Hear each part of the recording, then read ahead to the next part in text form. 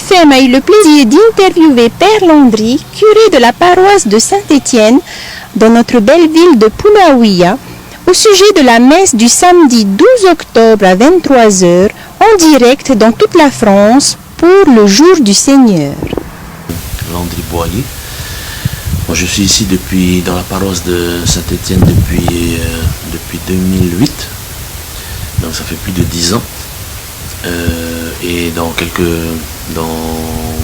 en 2020, le 15 août, on va fêter les 40 ans de l'église ici de Saint-Étienne. Mais on a cette chance qu'une équipe de France 2 est venue ici et a demandé à pouvoir vivre une messe avec nous, une messe dominicale.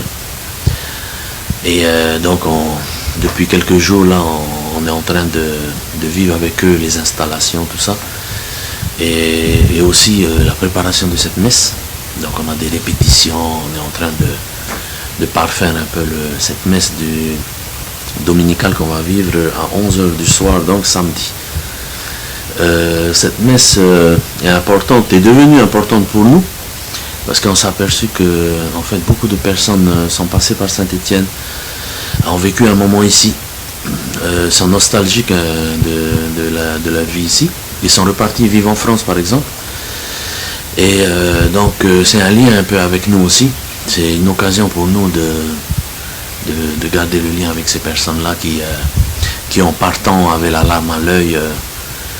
Voilà. Et donc moi je serai concélébrant avec le vicaire là. On va entourer Monseigneur Jean-Pierre Cotenceau.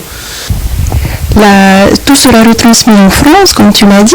Est-ce qu'on va garder des moments de lecture en tahitien, des chants en tahitien?